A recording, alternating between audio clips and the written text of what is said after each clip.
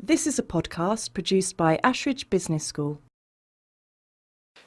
You have, in a lot of the programs that at least I work on, a very diverse group, not only in nationality, but very often in nationality. I think you always have to see, do you see that as an advantage or a disadvantage, and do you do something with that, yeah? And luckily that in these groups there are a couple of things, apart from doing perhaps formal sessions on cross-cultural, there are always a couple of things indeed that happen that might raise questions. Yeah? For instance, I was working with a very international group, worldwide group of a big Swedish company. There were two Brazilian participants, a man and a woman. And every morning when the program started and they would come into the teaching room, these two people would kiss. And a lot of people around from other parts of the world were finding that strange. Yeah? But nobody had the courage or, I would say, even the appetite probably to go and ask. Yeah?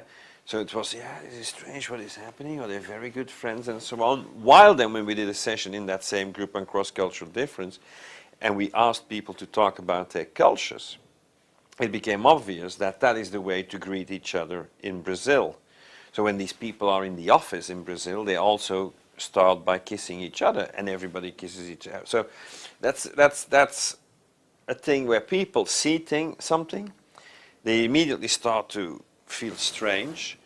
People don't talk or don't like to talk about their culture, so they don't go and ask and them why it is that they do it. So it leads to a lot of misinterpretation. So that is one, I think, very good good example. The other one that once was in another group that was in the Middle East, where coming back to these greeting rituals, where a couple of people wanted to greet also the local ladies on the program. By shaking a hand, and okay, these ladies looked very terrified because in that part of the world you're not supposed to shake hands if you're a woman with men, and certainly not with foreign men. So there is indeed a lot of things like that happen in programs, but very often we have to use it as an opportunity to make people learn and not let it get too far on how people are actually reacting to it and making assumptions, rumors, and so on. So what I think what helps always, not only in programs here, but also in international teams, is to spend some time at the beginning to find out more about each other's culture. And this looks so obvious, but if you look at, or if I ask people in international teams, have you spent on doing that? No, we haven't. So that leads then to very often stereotypical interpretations of behavior and also judgment of the others. So I think just asking people to explain a little bit how do we in Holland, in Sweden, in Germany do business is a good way to start the conversation going and to bring these things that we know ourselves about our culture, to make us think about it and bring it out on the open. Because the problem with culture is it's all unconscious.